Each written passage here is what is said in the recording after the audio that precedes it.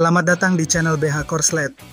Jangan lupa subscribe agar channel ini bisa berkembang ke depannya. Dan jangan lupa tinggalkan jejak Anda di kolom komentar. Terima kasih guys. Bab 345. Keira mendengus dingin. Sebelum ia sempat berbicara, Mary membanting gelasnya ke meja, menghasilkan suara keras. Ia menatap ibunya dan berkata, "Kira dan aku sepakat untuk menjadi pengiring pengantin di pernikahan kami, Bu. Kalau ibu tidak mengizinkannya menjadi pengiring pengantinku, baiklah, aku juga tidak akan menjadi pengantin." Kata-kata itu langsung mengejutkan ibunya.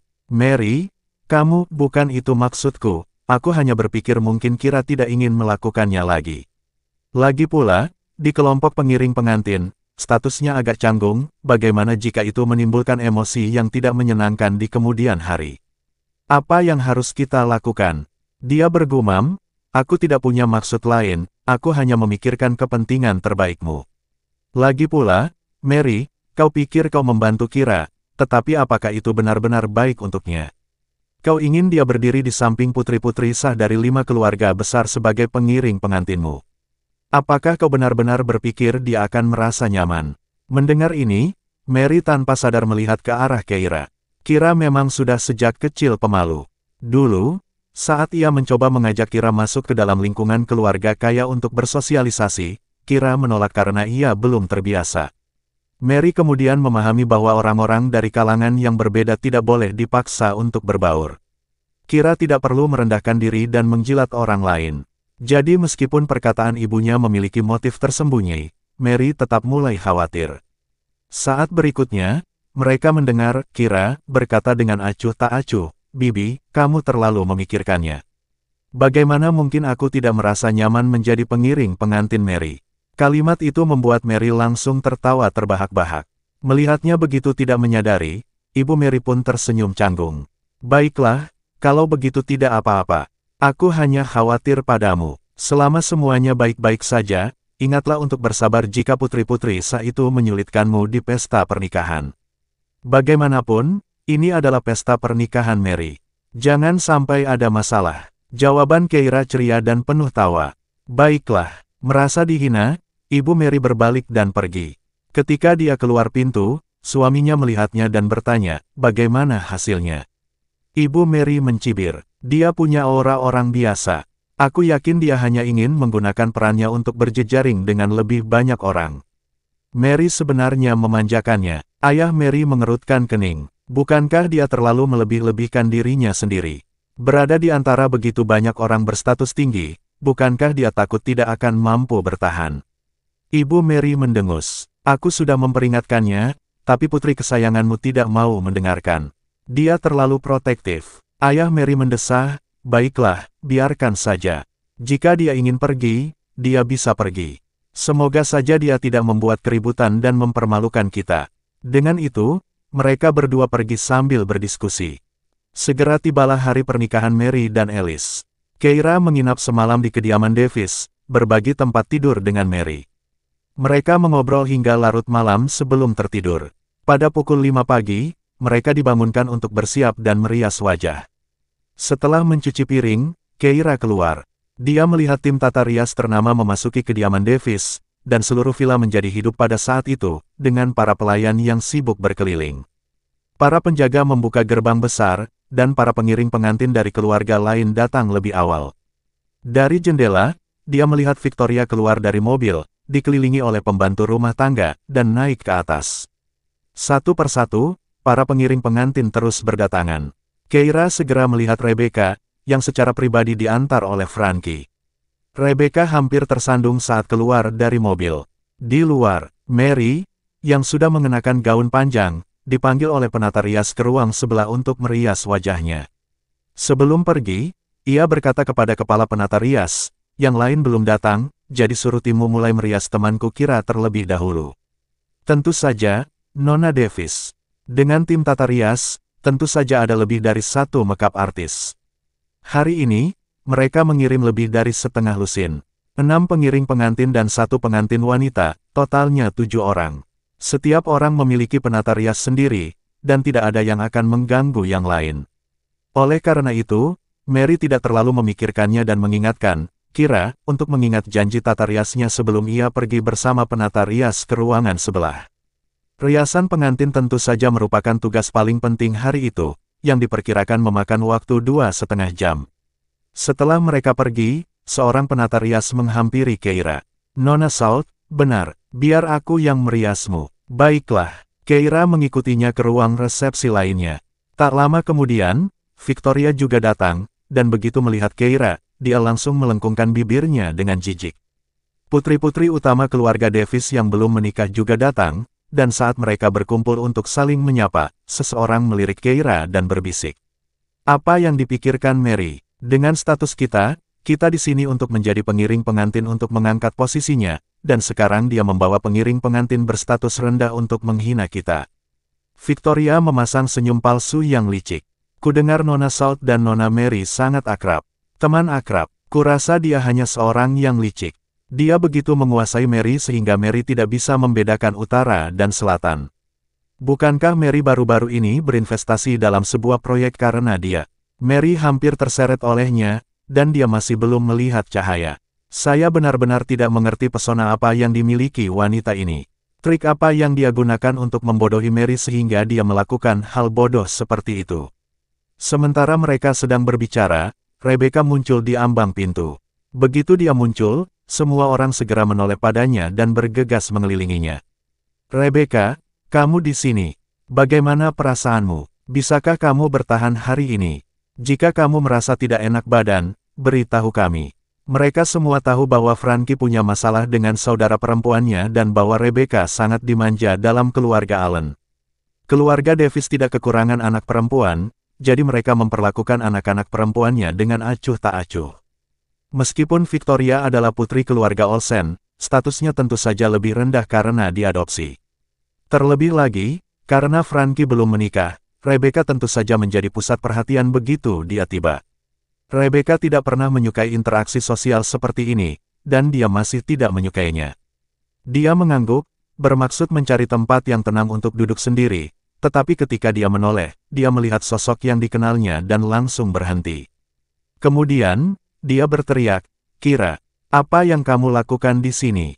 Keira langsung mengerutkan kening. Dia mengerutkan bibirnya dan mendesah pelan, sambil menatapnya. Nona Allen, mata Rebecca langsung memerah, menatap tajam ke arah Keira. Mengapa wanita ini terus-menerus berkeliaran seperti roh jahat? Apakah dia mencoba mengambil semua perhatian dari Nona Keira? Tidak, Rebecca tentu saja tidak akan mengizinkannya. Orang-orang di sekelilingnya menyadari ada sesuatu yang tidak beres. Nona Allen pasti merasa bahwa menjadi pengiring pengantinnya adalah hal yang merendahkan statusnya, kan? Tepat sekali, beberapa orang tidak menyadari kedudukan mereka sendiri. Berpikir bahwa mereka layak bersama kita. Nona Salt, saya lihat Nona Allen keberatan dengan Anda, mungkin sebaiknya Anda pergi dulu. Saat Keira mendengarkan kata-kata ini, dia mengangkat sebelah alisnya tetapi tetap di tempat duduknya. Tina, putri sah dari cabang pertama keluarga Davis, kemudian mendekati Keira. Nona Salt, seperti yang Anda lihat, tidak ada seorang pun di sini yang menyambut Anda. Mungkin sebaiknya Anda pergi dulu. Bab 346. Keira menyipitkan matanya tetapi tidak bergerak. Tina mengerutkan kening dan melanjutkan, apakah kamu khawatir tidak tahu bagaimana menjelaskannya kepada Mary? Jangan khawatir, aku akan bilang saja kamu ada urusan dan pergi duluan. Keira mencibir, tapi aku tidak punya apa-apa untuk dilakukan. Tina tercengang, dia tidak berbicara, dan beberapa sepupu perempuannya mulai berbicara. Hei, bagaimana kamu bisa berbicara seperti itu? Tidak seorang pun dari kami yang menyambutmu di sini, tidakkah kau lihat? Kau tetap tinggal di sini tanpa rasa malu. Kau benar-benar tidak peduli dengan harga dirimu. Keira mendongak sedikit, lalu tiba-tiba berdiri, lalu dengan tendangan kuat, ia mematahkan kursi kayu di sebelahnya, hingga menimbulkan suara benturan keras. Wanita lainnya segera mundur, wajah mereka kehilangan warna. Baru kemudian Keira mengerjapkan mata dan menatap mereka. Ya ampun, maafkan aku. Aku pasti menggunakan terlalu banyak tenaga secara tidak sengaja. Apa yang kau katakan tadi? Tepat saat para wanita dari keluarga Davis hendak berbicara, Keira berkata, bukankah kalian semua mundur 2 langkah, lebih jauh dariku, untuk menghindari terkena serpihan kayu secara tidak sengaja? Kerumunan itu terdiam. Orang-orang itu langsung mundur beberapa langkah. Tina menatapnya. Nona South, apakah Anda berani melakukan kekerasan di kediaman Davis? Keira berkata, bukankah itu yang kulakukan? Apa yang ingin kau lakukan? Memanggil petugas keamanan untuk mengusirku. Nona Davis, hari ini adalah pernikahan antara keluarga Davis dan Olsen, dan ada banyak wartawan di luar. Kau tidak ingin membuat keributan besar, kan? Tina terdiam. Kamu, Keira menyeringai, lalu menarik kursi lain, duduk, dan dengan tenang menatap ke cermin. Tina mendengus kesal dan setelah beberapa saat, dia melambaikan tangannya. Lupakan saja, gadis-gadis lainnya menjauhkan diri dari Keira dan duduk di sudut lain ruangan. Victoria menatap Keira dan tiba-tiba berkata, ayo kita cepat-cepat merias wajah juga, jadi kita tidak kehabisan waktu nanti. Hal ini membuat mata Tina berbinar, dan dia berteriak kepada penata rias yang sedang merias Keira. Hei, kemarilah dan tata rias Nona Olsen. Penata rias itu ragu-ragu. Nona Davis, mengapa Anda tidak membiarkan rekan-rekan saya membantu Nona Olsen merias wajahnya? Saya baru saja mulai merias wajah Nona South. Apa pentingnya jika kamu baru saja memulai? Siapa yang lebih penting, dia atau Nona Olsen? Tidak bisakah kamu melihatnya? Meskipun Nona Olsen adalah anak angkat, dia saat ini adalah satu-satunya putri keluarga Olsen yang belum menikah. Dia adalah kebanggaan dan kegembiraan keluarga Olsen. Apakah kamu meremehkan Nona Olsen? Mendengar kata-kata, putri angkat, wajah Victoria menegang. Namun Tina, yang tidak menyadari bahwa ia telah mengatakan sesuatu yang salah, melanjutkan dengan sikap arogannya yang biasa. Kau tahu, aku bisa membuatmu dipecat hanya dengan menjentikkan jariku. Penata rias itu begitu cemas hingga ia hampir menangis. Melihat ini, Keira menepuk punggung tangannya pelan. Silakan, penata rias itu memandang Keira dengan penuh rasa terima kasih, mengemasi perlengkapan riasnya, dan pergi. Melihat hal itu, penata rias lainnya tidak berani maju. Lebih dari setengah lusin penata rias berkumpul di sekitar 5 pengiring pengantin lainnya, merias wajah mereka. Keira menatap dirinya di cermin, dia hanya memakai lipstik tipis dan tidak mempermasalahkannya. Namun, Rebecca menatapnya beberapa kali. Dia merasa perilaku mereka agak berlebihan. Setelah selesai merias wajahnya, Rebecca menundukkan pandangannya dan berkata, pergi dan rias wajahnya. Penata rias itu segera mengangguk dan menghampiri. Yang lain langsung menoleh ke arah Rebecca. Rebecca mengatupkan rahangnya, dan berkata dengan acuh tak acuh, aku hanya tidak ingin menempatkan sepupuku dalam posisi yang sulit. Jika salah satu saja dari ke-6 pengiring pengantin tidak memakai riasan, dia akan menonjol, dan itu tidak akan terlihat bagus. Yang lain saling pandang lalu tertawa. Bahkan jika dia memakai riasan, itu tidak ada gunanya.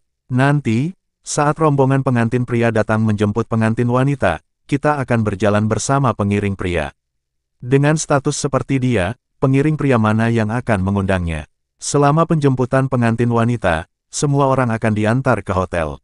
Pengantin wanita akan dijemput oleh pengantin pria, dan pengiring pengantin wanita akan dijemput oleh pengiring pria. Tentu saja, jika tidak ada pengiring pria yang mengajak Keira jalan-jalan, keluarga Davis akan mengatur sesuatu untuknya.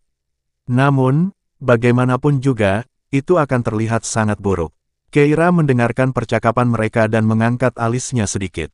Memang, status Louis bisa menyamai pengiring pria Alice, tetapi Louis tidak ingin mengunjungi keluarga Davis, juga tidak ingin mengungkapkan identitasnya, dan ia bermaksud bertindak sebagai pengawal pribadi Keira, jadi ia tidak ada di sini hari ini. Jadi, kalau nanti tidak ada pendamping pria yang mau menjemputnya, dia bisa langsung ke sana, kan? Apa masalahnya? Waktu berlalu dengan cepat, dan setelah riasan ke-6 pengiring pengantin selesai, setengah jam lagi berlalu sebelum riasan pengantin Mary siap. Ke-6 pengiring pengantin kembali ke kamar pengantin Mary, dan begitu Keira masuk, ia melihat Mary menatapnya dengan khawatir. Ia langsung tersenyum untuk menunjukkan bahwa semuanya baik-baik saja, yang membuat Mary menghela napas lega. Proses selanjutnya berjalan jauh lebih lancar. Keira menyadari bahwa para wanita muda yang berpendidikan baik ini mungkin tidak begitu sopan di kehidupan pribadi, tetapi di kehidupan publik, mereka berperilaku sangat pantas dan anggun. Selain Rebecca, tak ada yang mengganggunya lagi. Namun Rebecca hanya melotot beberapa kali, tahu bahwa saat itu bukanlah saat yang tepat untuk mencari masalah. Tak lama kemudian, tibalah saatnya sang pengantin pria tiba dan menjemput sang pengantin wanita. Namun, Tidak ada pergerakan di luar. Tina tak dapat menahan diri untuk berbisik, kenapa dia belum datang juga. Mary melirik jam di dinding, pikirannya melayang ke kemarin bersama Alice di gedung pengadilan. Mengambil surat nikah sehari sebelum pernikahan merupakan kesepakatan antara kedua keluarga. Ia tiba di gedung pengadilan lebih awal dan menunggu lama. Saat kantor pengadilan hampir tutup, Alice akhirnya tiba. Tanpa penjelasan apapun, dia memproses pendaftaran dengannya, sambil memegang kartu identitas mereka. Sambil memegang erat-erat surat nikahnya yang baru saja dibuat, Mary merasa agak bingung saat itu. Ia tidak pernah berani berharap bahwa ia bisa menikahi pria yang diam-diam ia cintai. Saat ia sedang asyik berpikir, Alice tiba-tiba menoleh padanya, suaranya diwarnai amarah dan dingin, "Mary, sekarang setelah kita memiliki surat nikah, kau seharusnya memberitahuku siapa ayah dari anak ini, kan? Setidaknya beritahu aku suami siapa yang telah kupakai." Maria terkejut mendengar kata-katanya, lalu setelah terdiam sejenak, dia menjawab dengan sungguh-sungguh, "Itu milikmu." Alice mencibir, "Dan kau masih menyangkalnya sekarang?" Mary menundukkan matanya. "Percaya atau tidak, akan kujelaskan sekali lagi, kaulah pria pertamaku, dan satu-satunya pria yang pernah bersamaku.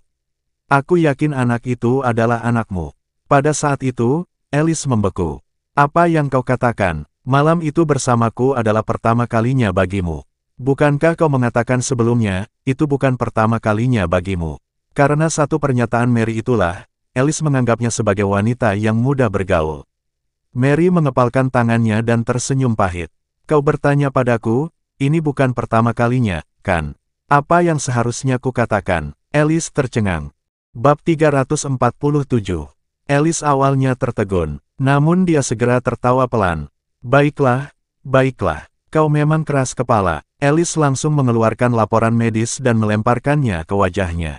"Lihat baik-baik. Aku percaya kebohonganmu dan mengira anak ini mungkin punya peluang 1:1.000.000 untuk menjadi anakku, jadi aku melakukan tes lagi. Hasilnya tidak lebih dari sekadar penghinaan yang kulakukan sendiri." Mata Alice merah. Dia mengepalkan tinjunya. Saat dia berada di keluarga Davis, dia merasa telah dizalimi dan melampiaskannya pada Mary, tetapi setelah itu, dia tidak merasa lega. Di satu sisi, dia membenci dirinya sendiri karena menindas seorang wanita. Di sisi lain, dia tidak dapat menahan diri untuk mengingat kata-kata Mary dan pergi ke rumah sakit untuk menjalani tes lagi. Dokter yang selama ini menanganinya, kali ini memberikan hasil, yakni azoospermia. Dokter itu memegang laporannya dan mendesah. "Tuan Alice, tidak ada obat medis untuk kondisi ini. Anda harus mencoba menerimanya. Azoospermia, dengan oligospermia, peluangnya masih kecil, tetapi dengan azoospermia, bagaimana mungkin ada anak?" Alice, dengan mata merah, melotot ke arahnya. Dia melangkah maju dan mencengkeram bahunya dengan kuat. "Kau bersikeras agar aku mengakui anak ini, dan aku melakukannya di depan umum. Kau ingin menikah, jadi aku menikahimu. Kau ingin mempertahankan anak ini, dan aku membiarkanmu mempertahankannya untuk saat ini. Yang ingin ku ketahui sekarang adalah siapa ayah kandung anak ini." Kau melindunginya dengan sangat keras. Mary melihat laporan itu dan juga bingung, tidak mengerti apa yang sedang terjadi. Namun, kesunyiannya membuat Alice tertawa pelan dan melepaskannya. "Mary, kau tidak akan bicara, kan? Baiklah, aku tidak akan menghadiri pernikahan besok. Aku akan lihat siapa yang akan kau nikahi." Dia tinggalkan kata-kata itu dan pergi. Mary melirik jam di dinding, sudah waktunya untuk menjemput pengantin wanita, tapi masih belum ada pergerakan di luar. Orang tua Mary sudah keluar untuk memeriksa beberapa kali. Ibunya tidak dapat menahan diri untuk tidak mendesaknya. "Mary, mengapa Tuan Alice belum datang juga? Jika dia tidak segera datang, kamu akan kehilangan waktu terbaik untuk pergi. Telepon dia dan tanyakan." Mary menunduk dan menatap teleponnya. Dia dengan patuh menghubungi nomor Alice, tetapi nomor itu hanya berdering 2 kali sebelum buru-buru menutup telepon. Mary tidak dapat menahan tawa getirnya. Alice benar-benar tidak akan datang, bukan? Pernikahan tanpa mempelai pria. Setelah hari ini, dia mungkin menjadi bahan tertawaan terbesar di Clarence. Melihat Mary menelepon, ibunya keluar lagi sementara Rebecca dan Tina berdiri di samping, menonton acara itu. Keira berada di samping Mary, bertanya, "Apa yang terjadi?" Mary tertawa pelan. "Tidak apa-apa." Keira segera mengeluarkan teleponnya dan menghubungi nomor Alice. Tetapi telepon Alice hanya berdering 2 kali sebelum segera ditutup. Keira berdiri. Aku akan mencarinya. Namun lengannya dicengkeram Mary. Jangan. Keira menoleh untuk menatapnya, dan Mary berkata pelan, waktunya telah tiba. Jika dia tidak muncul, kita akan pergi ke tempat pernikahan sendiri. Perkataannya menyebabkan keributan di tempat kejadian. Orang-orang di sekitar tidak hanya para pengiring pengantin, tetapi juga berbagai kerabat dan teman yang datang untuk melepasnya. Mendengar ini, mereka langsung mulai berbisik-bisik di antara mereka sendiri. Apa yang sedang terjadi? Apakah Tuan Alice akan mengundurkan diri? Apakah dia berubah pikiran tentang Mary? Tidak mungkin seburuk itu, kan? Mary sangat cantik, dan meskipun latar belakang keluarganya tidak sebanding dengan cabang keluarga pertama, dia adalah putri yang baru saja meninggalkan keluarga Davis untuk memulai keluarganya sendiri. Itu seharusnya berarti, kan? Tidak, apa kau belum mendengarnya? Sejak mereka berpisah dari rumah utama, cabang kedua memperlakukan Mary seperti alat. Kudengar dia sering harus menemani klien minum-minum. Apa? Tidak mungkin. Cabang kedua akan membiarkan putri mereka sendiri melakukan hal seperti itu. Itu benar-benar penurunan status. Begitu mereka dipisahkan, mereka bukan lagi cabang utama, bukan. Hidup tidak akan mudah mulai sekarang, terutama karena keluarga Davis memiliki begitu banyak keturunan, dan tidak semua rumah tangga bisa menjadi kaya. Apakah menurutmu anak dalam perutnya bukan anak Tuan Alice? Tuan Alice tidak bodoh. Jika anak itu bukan miliknya, apakah dia akan mengakuinya? Tapi kudengar Tuan Alice selalu agak enggan. Kudengar pada upacara pengakuan di pesta perayaan terakhir, dia dipaksa oleh Ken yang licik itu dan tidak punya pilihan selain mengakui anak itu. Ini adalah situasi nyata, pernikahan karena Ken. Ngomong-ngomong, Mary benar-benar punya beberapa keterampilan. Setelah bergaul dengan orang-orang ini selama bertahun-tahun, dia akhirnya bertemu dengan Tuan Alice, orang yang paling bisa diandalkan. Pembicaraan itu menjadi semakin tidak menyenangkan. Mary mengepalkan jari-jarinya erat-erat, kuku-kukunya menancap dalam kedagingnya, seolah mati rasa terhadap rasa sakit. Perasaan terhina yang belum pernah terjadi sebelumnya menyerbu hatinya, menyebabkan matanya memerah tak terkendali. Dia menyadari bahwa persiapannya masih belum cukup. Dia tahu dia tidak akan datang hari ini, dan dia tahu dia akan menghadapi situasi ini. Dia sudah lama berkata pada dirinya sendiri untuk tidak mendengarkan omong kosong orang-orang di sekitarnya, tetapi begitu kata-kata itu terucap dari telinganya, rasa sakit itu tetap ada di hatinya, apapun yang terjadi. Ternyata mengabaikan pendapat orang-orang di sekitarnya dan tidak menghiraukan perkataan mereka sangatlah sulit. Di antara rombongan pengiring pengantin, Tina tak kuasa menahan diri untuk menoleh ke arah Victoria. Nona Olsen, apa yang terjadi? Sepupumu tidak benar-benar tidak akan datang, kan? Victoria mengerutkan kening dan berkata, aku tidak yakin tentang ini, tapi aku melihat saudaraku pergi minum tadi malam, mungkin dia minum terlalu banyak dan belum bangun. Tiba-tiba ada yang bertanya, hari ini dia seharusnya datang untuk prosesi pernikahan pagi-pagi sekali. Kenapa dia keluar minum-minum sampai larut malam? Victoria tampaknya menyadari bahwa ia telah mengatakan sesuatu yang salah dan segera melambaikan tangannya. Saya tidak begitu paham tentang ini, kakak saya harus datang. Lagi pula, mereka sudah mengambil surat nikahnya. Dia tidak bisa bercerai sekarang, kan? Kata perceraian langsung menarik perhatian semua orang. Mungkinkah Tuan Alice sedang menyesali perbuatannya? Dia tidak benar-benar berencana untuk bercerai, bukan? Bercerai sehari setelah menikah, sungguh menyedihkan pengantinnya. Kerumunan orang mulai mendesah seolah-olah Maria sudah bercerai. Keira buru-buru menatap Mary dan bertanya, Mary, kamu baik-baik saja? Namun Mary memegang tangannya. Keira, aku baik-baik saja. Meski dia bilang dia baik-baik saja, suaranya tercekat. Dia tiba-tiba berdiri dan berkata, tidak perlu menunggu lebih lama lagi. Ayo kita pergi ke tempat pernikahan. Dia menegakkan tulang punggungnya, mengangkat roknya, mengangkat dagunya sedikit, dan mencoba mempertahankan sisa-sisa harga dirinya dengan sikap yang pantas ini. Kemudian, dia keluar ruangan, selangkah demi selangkah, dan menuruni tangga. Melihat Mary, ayahnya tiba-tiba berdiri, berlari ke depannya, dan memarahi, apakah kamu membuat Tuan Alice marah? Mengapa dia belum datang? Maria tidak berbicara. Untuk menghadapi aib seperti itu di hari pernikahanmu, mengapa aku berakhir dengan anak perempuan sepertimu? Dia begitu marah hingga dia mengangkat tangannya seolah-olah berusaha mendapatkan kembali mukanya yang telah hilang hari ini karena memukul Mary. Tetapi tepat pada saat itu, keributan terjadi di pintu. Semua orang menoleh dan melihat deretan mobil yang datang untuk iring-iringan pernikahan, berhenti di pintu masuk. Pintu mobil utama terbuka, dan Alice, mengenakan jas, keluar dengan ekspresi gelap di wajahnya.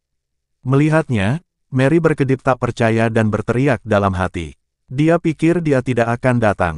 Alice berjalan mendekatinya, mengabaikan orang-orang di sekitarnya.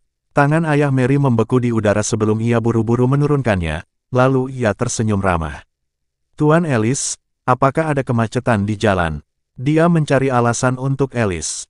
Namun Alice hanya mencibir dan berkata datar, "Aku bangun kesiangan." Terlihat sekali raut wajah kelelahan, seakan-akan ia tidak tidur semalaman.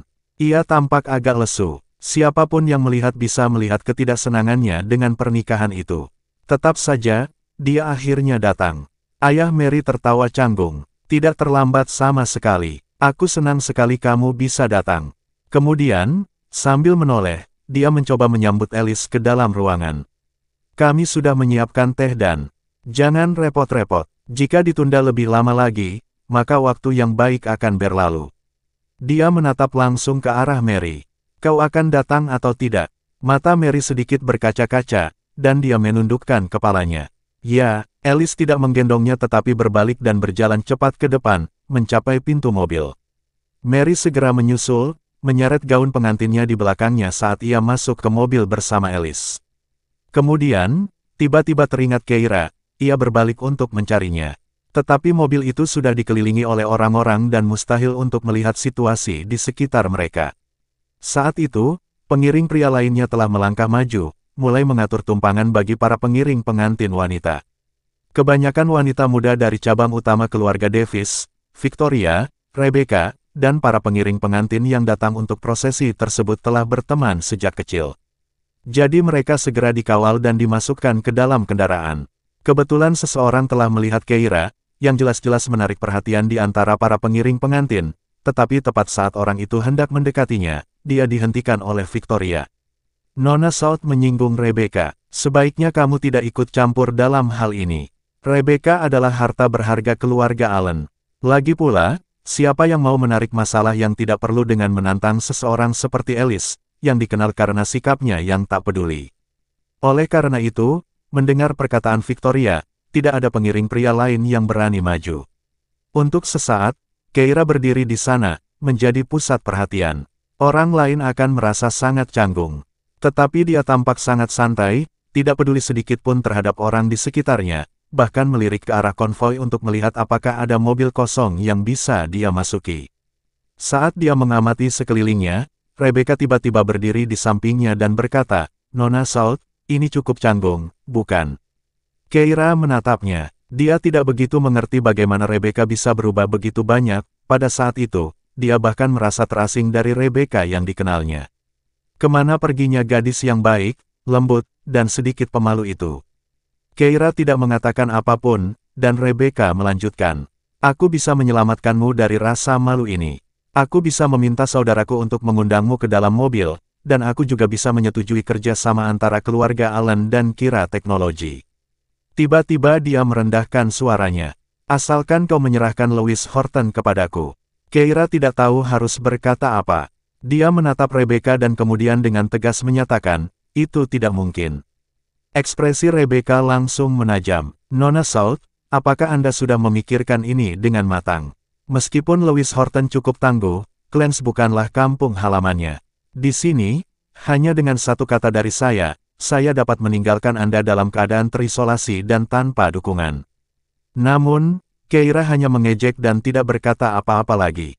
Melihat sikap keras kepalanya, Rebecca hampir putus asa, dan tatapannya yang penuh amarah tertuju pada Keira.